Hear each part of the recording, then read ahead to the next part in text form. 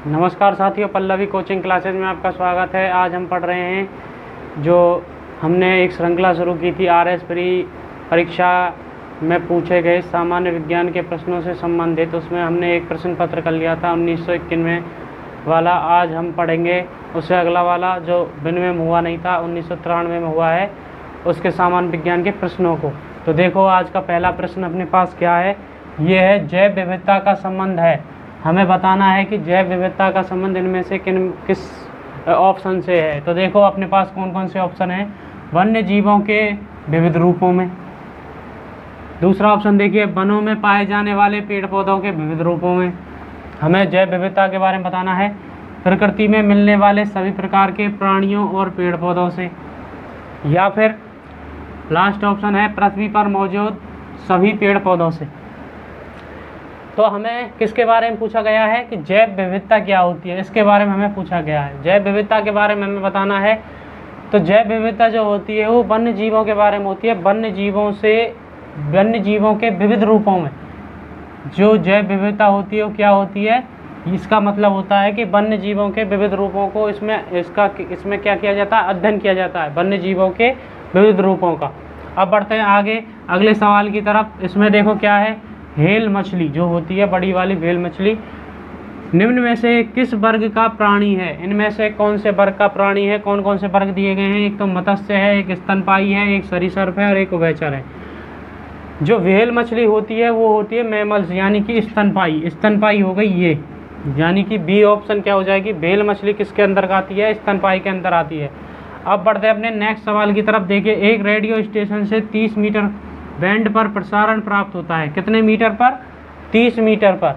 इस स्टेशन द्वारा प्रेषित वाहक तरंगों की आवृत्ति हमें पूछी है। किसकी तरंगों की आवृत्ति पूछी है, यानी कि हमें यहाँ पर दिया गया है 30 मीटर बैंड क्या है, एक तरंग दैर्घ्य है, 30 मीटर इसका मान है, और इस स्टेशन द्वारा प्रेषित वाहक तरंगों की आवृत्ति हमें पूछी गई है। उसके ऑप्शन है देखो 10 किलोहर्ट्ज, 100 किलोहर्ट्ज, 10 मेगाहर्ट्ज और 100 मेगाहर्ट्ज। तो देखो इसको कैसे हल करेंगे। यहाँ हमें दिया गया है आवृत्ति निकालनी है। क्या निकालनी है, आवृत्ति का फॉर्मूला होता है C/λ। इसको बोलते हैं हम प्रकाश का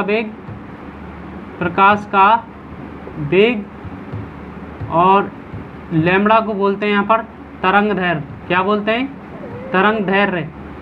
तो इसमें हमें मान रखने हैं, बस अपना आंसर आ जाएगा। तो C क्या है यहाँ पर, देखो C का मान होता है 3 × 10⁸ और बटे में तरंग दैर्घ्य का मान कितना दे रखा है, 30 मीटर, यानी कि 30 का इसमें भाग लगा देंगे तो अपने पास आएगा 30, यानी कि देखो यहाँ 3 × 10⁸ है, और इससे जब काटेंगे 30 से तो 3 कट जाएगा 10 बार, और एक पावर बचेगी। क्या बचेगी यहाँ पर, 10⁻7 बच जाएगी।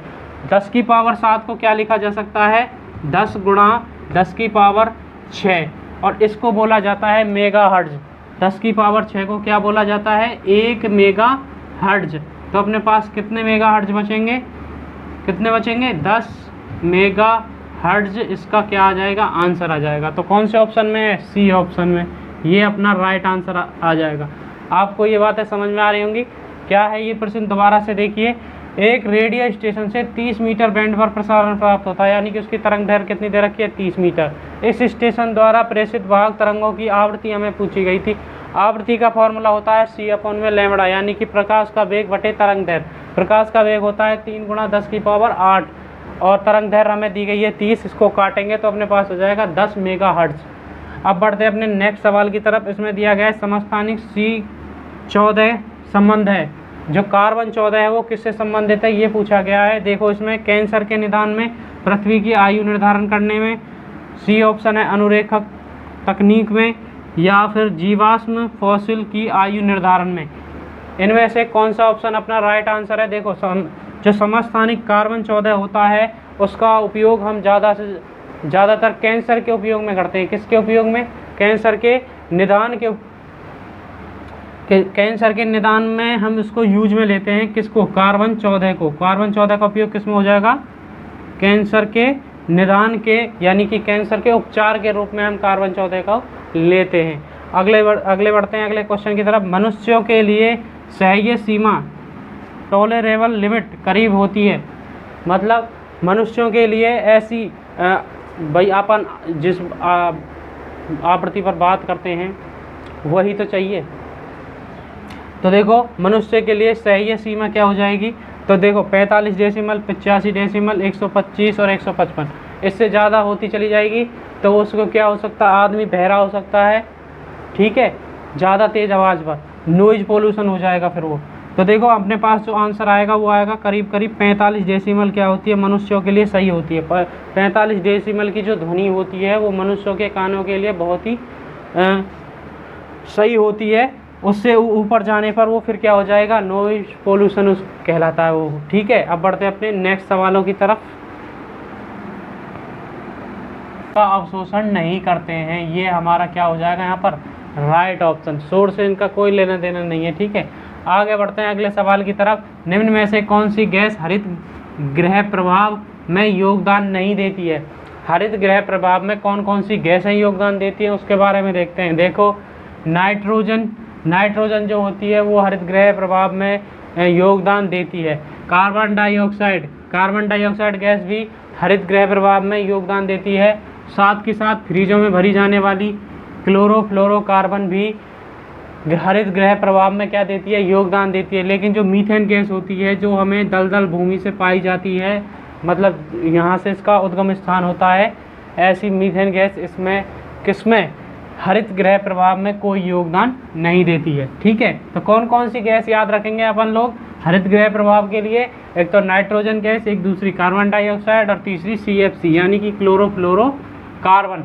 ये सब गैसें तो हरित गृह प्रभाव में योगदान देती हैं। लेकिन अगर पूछा जाए कौन सी गैस नहीं दे रही है, अगर यही ऑप्शन आ जाए तो मीथेन गैस ऐसी होती है जो हरित गृह प्रभाव में योगदान नहीं देगी। अब आगे बढ़ते हैं कि खाने के सोडे का हमें इसमें बताना है कि इसका रासायनिक फॉर्मूला कौन सा होता है, ठीक है। अणुसूत्र देखते हैं पहले। सोडियम कार्बोनेट, क्या सोडियम कार्बोनेट क्या कहा जाता है, सोडियम बाइकार्बोनेट, सोडियम सल्फेट या फिर सोडियम हाइड्रोक्साइड, इनमें से किसको खाने का सोडा कहा जाता है। तो कौन से ऑप्शन में है, ऑप्शन नंबर 2 अपना राइट आंसर हो जाएगा कि सोडियम बाइकार्बोनेट जो होता है NaHCO3, ये क्या होता है, खाने का सोडा होता है। अगले सवाल की तरफ बढ़ते हैं। अगर सूर्य और पृथ्वी के बीच की दूरी 1/4 कम हो जाए तो सबसे अधिक संभावना किस बात की है। अब भाई सूर्य जो है वो पृथ्वी के नज़दीक आ जाएगा, 1/4 और कम कर दी जाए अगर मान लो, तो क्या होगा, पृथ्वी सूर्य में गिर जाएगी। अगला, पृथ्वी जलकर भस्म हो जाएगी।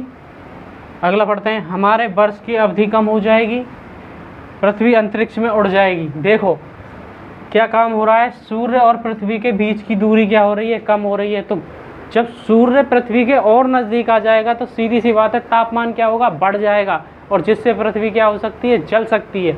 तो यहाँ पर कौन से ऑप्शन की तरफ बढ़ सकें हम, पृथ्वी सूर्य में गिर जाएगी, नहीं हो सकता ये काम। पृथ्वी जलकर भस्म हो जाएगी, वेरी गुड आंसर, हमें इसी की तरफ जाना चाहिए। क्योंकि देखो सूर्य और पृथ्वी के बीच की दूरी हमने कम कर दी, कम करेंगे तो तापमान बढ़ेगा, पृथ्वी अंतरिक्ष में उड़ जाएगी, क्या ऐसा कुछ नहीं होगा।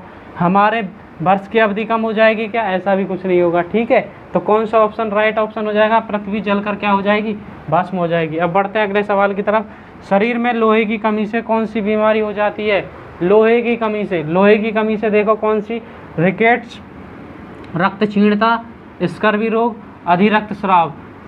जो ये होती है रक्तक्षीणता, इसको बोलते हैं एनीमिया, यानी कि सोने की बीमारी। अब ये देखो सीधे सीधे कह रहा है कि जो शरीर में लोहा होता है वो कहाँ पाया जाता है, अपने ब्लड के अंदर सबसे ज़्यादा, ठीक है। तो ब्लड के अंदर पाया जा रहा है, या ब्लड को हिंदी में कहते हैं रक्त। यहाँ ऑप्शन में ही आप वैसे ही पता लगा सकते हैं, अगर आपने पढ़ा भी नहीं है तो यहाँ रक्त क्षीणता हो रही है, यानी कि रक्त की क्या हो रही है, रक्त में कमी हो रही है, किसकी, लोहे की, ठीक है। तो कौन सा ऑप्शन हो जाएगा अपने पास, बी ऑप्शन। अब आप सोच रहे हैं अधिक रक्तस्राव भी है, ये रक्तस्राव का मतलब तो ये होता है कि निकलना, अधिक मात्रा में रक्तस्राव निकलना, ये नहीं है इसका आंसर। तो रक्त क्षीणता हो जाएगा अपने पास, एनीमिया रोग हो जाएगा लोहे की कमी से। अब बढ़ते हैं अपने अगले सवालों की तरफ। अब बढ़ते हैं अपने अगले सवाल की तरफ। देखिए, प्रतिरक्षा असंक्रामकता का संबंध सर्वाधिक संबंध है, मतलब इसमें पूछ रहा है कि जो प्रतिरक्षा का सर्वाधिक संबंध इनमें से किससे है। प्रतिरक्षा यानी कि देखो लिम्फोसाइट से, मोनोसाइट से, आरबीसी से यानी कि लाल रुधिर कणिकाओं से, या फिर थ्रोम्बोसाइट से। जो प्रतिरक्षा होती है, प्रतिरक्षा किसका निर्माण करती है? लिम्फोसाइट्स का। किससे निर्माण होता है इसका? लिम्फोसाइट्स से। तो इससे हम कह सकते हैं कि जो प्रतिरक्षा है उसका सर्वाधिक संबंध किससे है? लिम्फोसाइट से। अब आगे बढ़ते हैं अगले सवाल की तरफ। शुष्क जलवायु के भली भांति अनुकूलित पेड़ पौधों को कहते हैं। ऐसे पेड़ पौधे जो शुष्क जलवायु में भी अपने आप को बड़ा कर लेते हैं। तो ऐसे देखो यहाँ ऑप्शन क्या है? अधिपादप, मरुद्भिद, जलोद्भिद या मध्यपादप। सीधी सी बात है, जलवायु कैसी है? शुष्क, यानी कि जहाँ पर ज़्यादा बरसात वगैरह नहीं होती है। तो इनमें से कौन सा, देखो आप पढ़ के देखो, इनमें से कौन सा लग रहा होगा? मरुभूमि क्या होती है? शुष्क जलवायु प्रदेश वाली। तो ठीक है, तो इसमें से कौन सा ऑप्शन हो जाएगा अपना? B option right option. भाई जलोद क्या हो जाएगा? जहाँ पर जल की ज़्यादा मात्रा वो होनी चाहिए। मध्यपादप यानी कि बीच का स्थान, ज़्यादा सूखा भी नहीं और बरसात भी नहीं। और अधिपादप इसी प्रकार से, ये पादपों के प्रकार हैं। अब देखो निम्न में से कौन सा तत्व परमाणु ईंधन की श्रेणी में नहीं आता है? इनमें से कौन सा है जो परमाणु ईंधन की श्रेणी में नहीं आता है, ईंधन के रूप में काम में नहीं लिया जाता है? देखो cadmium, thorium, plutonium, uranium. Uranium के बारे में तो आपने 10वीं क्लास में पढ़ा होगा कि ये ईंधन के रूप में काम में आता है। इन दो को मैं बता देता हूँ कि थोरियम और प्लूटोनियम भी ईंधन के रूप में काम में लिया जाता है, लेकिन कैडमियम जो होता है वो ईंधन के रूप में काम में नहीं लिया जाता है। ये थे आज के हमारे वे प्रश्न जो सन 1993 में आरएस की परीक्षा में पूछे गए थे। अगर आपको हमारी ये वीडियो अच्छी लग रही है, ये प्रश्न अच्छे लग रहे हैं, तो हमें कमेंट करके हमारा उत्साहवर्धन करें और हमारी वीडियो को लाइक कर दें। और हमारी जो भी ये वीडियो है जो आप देख रहे हैं, अपने दोस्तों के साथ भी शेयर करें। जो बच्चे आरएस की तैयारी कर रहे हैं वो भी इन प्रश्नों से लाभान्वित होने चाहिए। कोई भी बच्चा नहीं छूटना चाहिए। और हमारी वीडियो को लाइक भी कर दें साथ के साथ, अगर आपको अच्छी लग रही है तो, और चैनल को सब्सक्राइब भी कर दें। धन्यवाद।